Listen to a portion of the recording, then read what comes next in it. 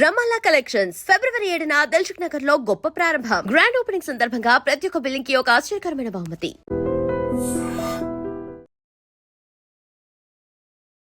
నమస్తే, welcome to I dream social spotlight with కవిత.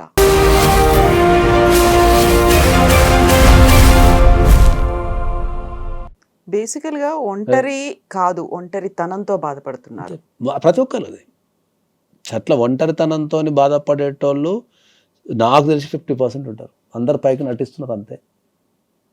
అందరు నటిస్తున్నారు. ఈ ప్రపంచం మొత్తం నటన అనే ఒక దాంట్లో దాని తిరుగుతున్నారు తప్ప మనసు, అదే చెప్పిన కొన్ని వందల సార్లు, మనము మనసు విప్పి చెప్పుకోవడానికి ఒక విషయాన్ని మనం ఎదుటి వ్యక్తితో ఏదన్నా మనసు విప్పి చెప్పుకోవడానికి కూడా మనసులు లేరు.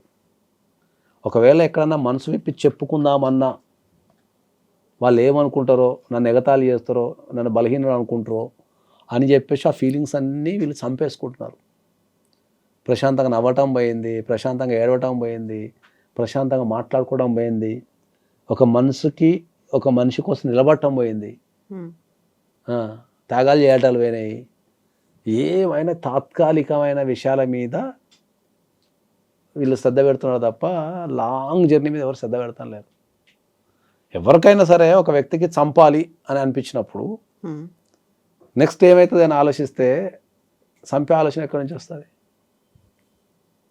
చంపితే ఏడుంటాడు? లైఫ్ లాంగ్ జైలు ఉంటాడు. మరి లైఫ్ లాంగ్ జైలు ఉండడానికి చంపడం ఎందుకు కదా? దానికి ఈ చిన్న లాజిక్ కూడా మిస్ అయిపోతున్నారు జనాలు, తప్పించుకోలేరు. ఇప్పుడున్న టెక్నాలజీకి క్రైమ్ చేస్తుంటేనే దొరుకుతారు. మనం పట్టించాల్సిన ఇంతకుముందు అన్న టెక్నాలజీ లేనప్పుడు ఒక సాక్ష్యం దొరకాలన్నా, ఒక ఇంకేదైనా దొరకాలన్నా చాలా కష్టం ఉంటుండే. ఇప్పుడున్న టెక్నాలజీకి నువ్వు ఎంత చిన్న తప్పు చేసినా కూడా నువ్వు ఇంకా ఏ టెక్నాలజీతో అయితే ఇంకా ఘోరం. మొన్న ఎవరు రైల్వే స్టేషన్లో ఇద్దరు దొంగలు పట్టించింది తెలుసా? ఏ టెక్నాలజీ? ఆ ఏరియాలో తిరిగే నేరస్తుల మొత్తం మన ఏపీలో ఎక్కడో జరిగింది అది రీసెంట్గా. డేటా మొత్తం దానికి రోబోట్కి ఎక్కించి దాన్ని రైల్వే స్టేషన్లో చెప్తున్నారంట. అది మొత్తం తిరిగి అందరి చూస్తుందంట. దీంట్లో ఉన్న డేటాతోనే ఇద్దరు కళ్ళు గమనించి వాళ్ళిద్దరిని ఇమీడియట్లీ లోకల్ పోలీస్ స్టేషన్కి కంప్లైంట్ ఇచ్చేసిందంట. రైలు వచ్చి పట్టుకున్నారు. ఇంతకుముందు నన్ను ఎవడో చూస్తే కష్టంగా అనుకునేటోడు ఇప్పుడు యంత్రాలే పట్టించేస్తున్నాయి. ఎక్కడికి యంత్రాలు పట్టించేస్తున్నాయి. ఇప్పుడు నేరస్తుల డేటా మొత్తం, ఇప్పుడు మీకు యుఎస్లో నేరస్తుల డేటా మొత్తం ఏఐ చేసేసింది. ఎప్పుడైనా నువ్వు కార్ డ్రైవింగ్ చేసుకుంటూ పోతుంటా కూడా ఆ ఏఐ కెమెరా ఇట్లా చూసి ఆ డేటాను అనలైజ్ చేస్తారు సెకండ్లలో. చేసి నీకు ఏమైనా క్రైమ్ ఉందో అనుకో, ఆ నెక్స్ట్ స్టేషన్కి చెప్పేస్తున్నారు వాళ్ళు, అక్కడ ఆపేస్తారు. యూఏలో కూడా అట్నే ఉంది, యూకేలో అట్నే ఉంది. ఈజీగా పట్టేసుకుంటున్నారు మనుషులు. ఇంతకుముందు ఒక పట్టుకోవాలంటే ఎక్కడికో పోయి పట్టుకోవాలా, కూర్చున్న దగ్గర నుంచి యంత్రాలే పట్టించేస్తున్నాయి. వీడు పలాన్ దొంగ అని చెప్పేసి. ఇప్పుడు బేసికల్గా ప్రాబ్లం మనతో ఉందా, మన చుట్టుపక్కల ఉన్న వాళ్ళతో ఉందా? ఒంటరితనం అనేది వాళ్ళకే వస్తుందా, మనం వాళ్ళని అందులోకి నెట్టుతున్నామంటారా? మనిషి అనేది ఏంటంటే తన రూపాన్ని మార్చుకుంటున్నాడు. ఇప్పుడు కోతి నుంచి కనుక మనిషి పుట్టి ఇప్పుడు ఎట్లా తయారైనామో, ఇప్పుడు ఇక్కడ నుంచి మళ్ళీ మనం కోతి రూపానికి వెళ్ళిపోతాం ఫ్యూచర్లో ఇంకా 100%. ఎందుకంటే ఎన్ని సందర్భాలు చెప్పిన ఏంటంటే మనిషి అనే వ్యక్తి సంఘజీవి. మనిషి అనే వ్యక్తి సంఘజీవి అంటే వాడు సంఘంలో కలిసి ఉన్నంత కాలమే బలంగా ఉంటాడు. ఆ సంఘం నుంచి బయటకు వస్తే బలహీనుడు అయిపోతాడు. అట్లా ఇప్పుడు పూర్వకాలంలో మన ఇంటికి లంకంత కొంపు ఉంటుంది. ఓకే, ఎంతమంది వస్తే మనం అంత ధనవంతులం, సంతోషము అంత ధనవంతులం. వాళ్ళతోని కలిసి మాట్లాడి కూర్చొని అనుభూతులు పంచుకొని కష్టాలు సుఖాలు పంచుకొని నచ్చింది వండుకొని తిని బతుకుతుండే. ఇప్పుడు లంకంత కొప్పు ఉంటుంది, రావడానికి ఎవడు ఉండడు.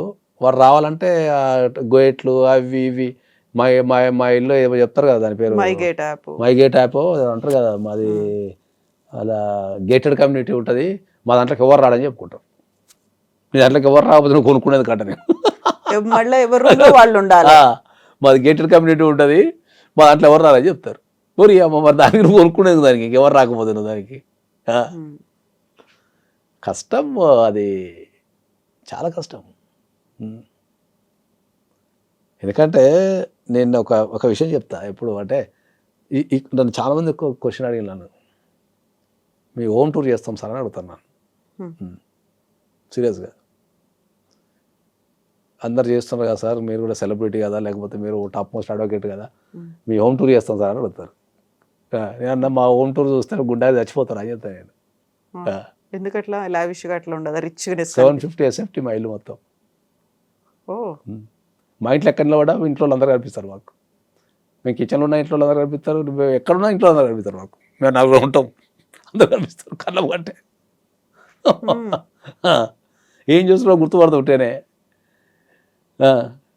నాకు ఒక ఒక ఒక 20 కోట్లు పెట్టి ఒక విల్లాని గంట చెప్పడం కొనగలుగుతా. ఎందుకు తీసుకో? నాకు న్యూయార్క్లో ఆఫీస్ ఉంది, లండన్లో ఆఫీస్ ఉంది, దుబాయ్లో ఆఫీస్ ఉంది, ఇండియాలో 5 floors ఆఫీస్ ఉంది. నా ఆఫీసు 12,000 SFT ఉంటుంది. అంతున్నప్పుడు 750 SFT ఎందుకు ఇల్లు మరి? అరే నాకు కళ్ళ మూట కనిపించాలి అందరూ.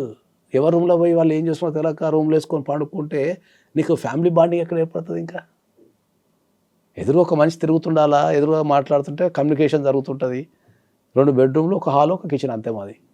సొంతిల్లే. కళ్ళముట అనగా కనిపించాలి నాకు. నేను తెల్లారులు వేస్తే US పోతా, UK పోతా, దుబాయ్ పోతా, ఎక్కడైనా ప్రపంచం మా పిల్లల్ని వేసుకొని తిరగలుగుతా ఎవ్రీ మంత్. కానీ ఇల్లు అంతే ఉన్నది. నాకు అనిపిస్తుంది ఏం చేస్తా అంత పెద్ద ఇల్లు తీసుకొని నేను ఏం చేస్తా అంత లంకంత కొంప తీసుకుంటే ఎవరు లేనప్పుడు మనిషికో టీవీ పెట్టుకొని ఏడబడతాడ కూర్చొని ఎవరి రూమ్లలో వాడు గడిపితే ఎట్లుంటుంది అనే కాన్సెప్ట్. మన స్టేటస్ పెరిగిన కొద్దీ చాలా రిచ్నెస్ అనేది కనిపించాలి, రిచ్నెస్ అనేది ఎలిగెంట్ గా ఉండాలి. రిచ్నెస్ అనేది మనం చేసే పనులలో కనిపించాలి తప్ప నువ్వు ఇంటితో రూపంలోనో కార్ రూపంలోనో చూపిస్తే వేస్ట్ అని చెప్తాను నేను. నీకు ఎంత రిచ్నెస్ ఉన్నా, మీకు రీసెంట్గా జరిగిన ఒక సంఘటన ఉంది కదా బెంగళూరులో, ఒక టాప్ మోస్ట్ బిజినెస్ మ్యాన్. అవును, ఈడీ రైడ్స్ అవుతున్నాయి, సూసైడ్ చేసుకొని చనిపోయింది ఆయన. 12 రోల్స్ రాయల్స్ ఉన్నాయంట ఈ ప్రపంచంలో ఎవరి దగ్గర లేవట. 12 రోల్స్ రాయల్స్ ఆయన దగ్గర ఉన్నాయి. అంత హై అండ్ కార్లను 12 రోల్స్ రాయల్స్ కార్లు, హై అండ్ కార్లు పెట్టుకొని ఇన్కమ్ ట్యాక్స్ రైడ్ చేస్తే పోయి గన్ పెట్టుకొని కలిసి చచ్చిపోయాడు. రిచ్నెస్ అనేది మనం చూపెట్టే ఈ బిల్డింగ్లలో ఉండదు. రిచ్నెస్ అనేది ఎప్పుడు కూడా ఇక్కడ ఉండాలి. ఒక వ్యక్తిని కాపాడుకోగలగాల, ఒక వ్యక్తి కోసం నిలబడగలగాల, ఒక మనల్ని చూడంగానే ఒక వ్యక్తికి పాజిటివ్నెస్ రావాలా, ఒక ధైర్యం రావాలా, ఆనందం రావాలా. అరే మన కోసం ఒకడు ఉన్నాడు కదా అని ఫీలింగ్ వస్తే ఎవడు చచ్చిపోడు, చచ్చిపోడు. ఎవరికైతే నాకు ఎవరు లేరు అన్న ఫీలింగ్లోనే వాడు చంపడం కానీ చచ్చిపోవడం కానీ చేస్తాడు. ఇది వ్యవస్థకు నేర్పించాలని చెప్తున్నాను. ఎవరు నేర్పాలి దాన్ని? ఎవడన్నా ఇప్పుడు ఏదన్నా మంచి చెప్పుదామని చూస్తే, ఫస్ట్ ఏదన్నా మంచి చెప్పుదామని చూస్తే జనాలు తీసుకోవడం లేదు. జనాలు తీసుకోవడం లే. మీరెవరు అంటారా, మాకంతా తెలుసు అనుకుంటారా? మీరెవరు నాకంతా తెలుసు అనటం కంటే ఏంటంటే వీళ్ళు ఒక నెగిటివిటీకి అలవాటు పడిపోయారు. ఎప్పుడో ఒక మంచి విషయం టైటిల్ పెడతాను, చూడాడు ఎవడు, చూడడు. నువ్వు ఆదర్శ కుటుంబం టైటిల్ పెట్టి మంచి విషయాలు చెప్పేవాడు చూడడు. లేచిపోయిన తెల్లవాళ్ళు చూస్తారు దాన్ని, అమ్మాయితో ఎట్లా లేచిపోయిందని చూస్తారు. క్యూరియాసిటీ అందులో ఉంటుంది కదా. మనం ఎన్ని బూతులు మాట్లాడాము, ఎంత అన్పార్లమెంటరీ లాంగ్వేజ్ అందులో ఉంది, మన బిహేవియర్ ఎంత. పిల్లలకు కూడా అదే నేర్పిస్తున్నారు. నేను అదే నా బాధ ఏంటంటే పిల్లలకు కూడా అదే నేర్పిస్తున్నారు. పిల్లలకు కూడా అదే నేర్పిస్తున్నారు. ఇప్పుడు నిన్న అది మన ఆడియో ఫంక్షన్లో నాకు ఎంత బాధ అనిపించింది తెలుసా. మనం పిల్లలకు ధైర్యాన్ని ఇవ్వాలా, వాళ్ళకి ఎదుగుదల నేర్పాలా, పోరాటం నేర్పాలా, ఓ మంచితనాన్ని నేర్పాలా. ఇవి కదా నేర్పాల్సింది. మనం బూతులు నేర్పి సభ్య సమాజంలోకి వెళ్ళి పిల్లలకు బూతులు నేర్పమంటామా, మనం బూతులు మాట్లాడమంటామా? ఏమన్నా ఇంగిత జ్ఞానం ఉందా? నువ్వు ఎంతమంది ఒక మీడియాలో మాట్లాడుతుంటే అది ప్రపంచవ్యాప్తంగా చూస్తుంటారు, ఎక్కడెక్కడో చూస్తుంటారు. వాళ్ళందరూ ఏం ఫీల్ అవుతారు? ఎన్ని వందల వేల లక్షల కోట్ల మైండ్లో నువ్వు ఇన్ఫ్లుయెన్స్ చేస్తుంటావు తెలుసా నీకు? అంత బూతుపాట. అసలు నాకు చాలా ఆ పాట వింటుంటే అసలు నాకు భయం అయిపోయింది. అసలు నువ్వు ఏం నేర్పుతున్నావు సమాజానికి? అంత బూతులు నువ్వు బహిరంగంగా కొన్ని లక్షల మంది లైవ్ షోలో మాట్లాడుతుంటే నువ్వు ఏం చెప్తున్నావు? అందులో ఆయన అనేటువంటి ఒక సమర్థన మాట ఉంది, బోల్డ్ అంత సాహిత్యం ఉంది, బోల్డ్ అంత దాంట్లో. కాన్ఫిడెన్స్ అని కనిపిస్తుంది, మీరు అర్థం దాంట్లో ఉందా? చేసుకోలేకపోతున్నారు. ఎవరన్నారు? అదే అబ్బాయి దగ్గర నుంచి వచ్చిన మాట. ఆయనకు మీరు అర్థం ఓ. చేసుకోలేని తత్వం మీలో ఉంది కాబట్టి అరే, నాకు నేను యూ హ్యావ్ టు ఇల్లే ఎక్స్పాండ్, లైక్ మీరు ఇంత నేను పెద్దగా ఇల్లే అవుతుంది. బ్రాడ్ మైండ్ తో చూడాల్సినటువంటి అవసరం నేను ఉంది ఇల్లే దాన్ని. అయితే వాళ్ళ ఇంట్లో అదే లాంగ్వేజ్ మాట్లాడుకుంటాం రోజు. ఆ బ్రాడ్ మైండ్ని, ఆ సెన్స్ని వాళ్ళ మదర్ ఫాదర్ అదే నేర్పించినట్టుంది. పోయి బూతులు మాట్లాడి సమాజంలో అని చెప్పి పంపించినట్టుంది. సినిమా ప్రమోషన్ చేసుకో, నీ క్రియేటివిటీతో చేసుకో. ఒక ఫ్యామిలీ మ్యాన్ అది మొన్న ఏదో టూరిస్ట్ ఫ్యామిలీ సినిమా వచ్చింది, ఎంత మంచిగా ఉంది. ఏమైనా బూతులు ఉన్నదా? కంటెంట్ తప్పు కదా వాళ్ళకు. నువ్వు ఎదుగుతున్న పిల్లలు ఇప్పుడు వాళ్ళ రోల్ మోడల్స్ ఏమనుకుంటారు? పిల్లలు ఆ ఏజ్ వాళ్ళు అట్లా మాట్లాడితే కరెక్ట్ అనుకుంటారు. సోషల్ మీడియాలో సమర్థన ఒకటి ఉంది, మీరు ఇలా మాట్లాడే వాళ్ళంతా ఓల్డ్ స్కూల్ పాత చింతకాయ పచ్చడిలాగా. ఇప్పుడు జెన్ జీని మీరు అర్థం చేసుకోలేకపోతున్నారు. ఇప్పుడు ఉన్నటువంటి సొసైటీలో మీలో రావాల్సింది మార్పు అనే మాట. ఇది ఏమో నాకు తెలిసిన మరి నేను జనరల్గా అయితే మా ఇంట్లో కూడా ఇద్దరు జంజీలు ఉన్నారు. మరి నేనైతే ఏం నేర్పలేదు, వాళ్ళు ప్రశాంతంగానే ఉన్నారు, మరి మంచిగానే ఉన్నారు, మంచిగా మాట్లాడతారు, అందరికి రెస్పెక్ట్ ఇస్తారు. నేనైతే అదే నేర్పిన మా ఇద్దరు పిల్లలకి. పైసలు ఉన్నా లేకపోయినా వ్యక్తిని కాపాడుకోవాలా, మంచిగా ఉండాలా, మంచిగా మాట్లాడాలా, నెగిటివ్ మాట్లాడద్దు, ఇవే చెప్తాను ఎప్పుడు. తారతమ్యాలు పెట్టకండి ఎవరిది, ఉన్నది ఒకటే జీవితం, పుట్టవై పుట్టము, సాధ్యమైనంత వరకు సంపాదించేసుకోండి మనుషుల్ని, పైసలు వదిలిపెట్టేసినా చెప్తాను నేను. ఇప్పుడు నాకున్న స్టేటస్కి నేను మస్తు లగ్జరీ పెంచగలుగుతాను నేను. ఏం లగ్జరీ లేదు ఇంట్లో ఇద్దరు పిల్లలకి. బిలో 750 ఎస్ఎఫ్టీ లగ్జరీ అంటే మా ఇంట్లో మంచి బట్టలు వేసుకుంటాను తప్ప మిగతా అంతా సేమ్ ఉంటుంది అంతే. అరే ఇప్పుడు ఎవరన్నా ఎక్కడికన్నా పోతే నేను ఎప్పుడైనా చెప్తాను, నేను నాకు చాలా భయం ఉంటుంది. ఏం భయం ఉంటుంది అంటే ఏంటంటే ఎవరైనా సరే మన ప్రవర్తనను బట్టి మన తల్లిదండ్రులు ఎవరు డిసైడ్ చేస్తారు. ఆ తర్వాత టీచర్ల గురించి వస్తుంది. ఫస్ట్ తల్లిదండ్రులే అనేది ఏమన్నా మాట అంటే. ఇప్పుడు మా పిల్లలు ఏమన్నా తప్పు చేస్తే నేను ఈ ప్రపంచానికి తెలిసినా తెలియకపోయినా ఎవరైనా కొట్టే డిఫాల్ట్ డైలాగ్ ఏముంటుంది అంటే, మీ అమ్మ నాన్నకి ఇదే నేర్పారా అంటారు. పెంపకం ఇట్లనే ఉందా అంటారు. Simple logic. అక్కడ పిల్లలు ఫెయిల్యూర్ అయినట్టు కాదు, తల్లిదండ్రులు ఫెయిల్యూర్ అయినట్టు. అది ఎవరు నేర్పాలా? కల్చర్ని ఎవరు నేర్పాలా, సమాజానికి ఎవరు నేర్పాలనే పాయింట్ మీద ఉన్నాం, కానీ ఎవరు పడుచుకుంటారులే. ఇట్లా మనం చెప్తున్నాం, ఎవడు వింటలేడు అసలు మార్కెట్లో. ఇట్లా ఇప్పుడు మీరు చెప్పినది ఏదైతే ఉందో, ఇప్పుడు నా పర్సనల్ ఇన్స్టాగ్రామ్లో నాకు అదే ఎదురవుతుంది. నా పర్సనల్ ఇన్స్టాగ్రామ్లో నేను సమాజానికి పనికొచ్చే విషయాలు చెప్తా. ఓకే, ఇప్పుడు సమాజానికి పనికొచ్చే విషయాలలో 25 సంవత్సరాలకు పెళ్లి చేసుకోరా అని చెప్తాను నేను. దానికి పెడతారు కామెంట్లు మనోళ్ళు. ఒక్కొక్కడు ఒకడు ఎవడో నిన్న పెడుతున్నాడు, జీవితాన్ని నీకు నేర్పిస్తాను నేను అని చెప్తాడు. లోకం చదివి ఉన్నట్టుగా అదే అన్నట్టు. మనకి ప్రొఫైల్ ఫోటో ఉండదు, పిక్ ఉండదు, దొంగతనం తిరుగుతుంటాడు. నీకేం తెలుసు, జాబ్ ఉంటే అది ఉంటుందా, పైసలు లేకపోతే ఇది ఉంటుందా, ఎవరికి పిచ్చి పట్టినట్టు పెడతారు కామెంట్. సమాజానికి ఒక పోకడు ఉంటుంది, దాని ప్రకారం పోవాలా. నువ్వు 25 సంవత్సరాలకి పెళ్లి చేసుకోకపోతే పికనిక్ ఏముంటుంది, ఏజ్ అయిపోయిన తర్వాత 35 చేసుకుంటే ఏముంటుంది, ఏముండదు. 35 చేసుకుంటే నీ కొడుకో నీ బిడ్డ పుట్టారకు వాళ్ళ ఏజ్కి వచ్చారకు నువ్వు 60 ఉంటావు. ఏం చెప్తావు వాళ్ళకు? నువ్వే ముసలివే కాలకు పడితే అది తీసుకొని నిన్ను హాస్పిటల్ వేసేస్తారు.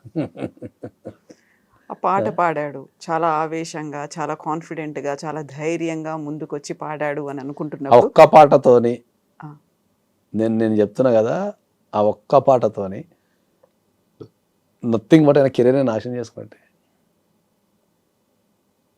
అది ఎంత గలీజ్ పాట అది. అది ఎంత సినిమా అనేది ఒక క్రియేటివిటీ. నువ్వు చెప్పే విధానంలో చెప్పు వింటారు. ఒక స్థాయి బూతులు మాట్లాడదామని అనం. The way of expression should be ఉంటుంది కదా అని చెప్తాం మనం. అది రాసిన వాళ్ళు ఎవరో తెలియదు. మరి ఆ స్టేజ్ మీద పాడచ్చా లేదా, ఎవడు వాడు ఏది ఇచ్చాడో తెలియదు. మళ్ళీ ఆ ఏజ్ ఏంది, ఆ పాడే పాట ఏంది, దానికి ఏదో బెదిరింపులు. అయినా నేను సారీ చెప్పను. వాడు ఎవడైతే ఏదన్నా విమర్శ వచ్చినప్పుడు వాడు క్షమించమని అడగడానికి సిద్ధంగా ఉంటాడో వాని ఎదుగుదల ఒక రేంజ్లో ఉంటుంది.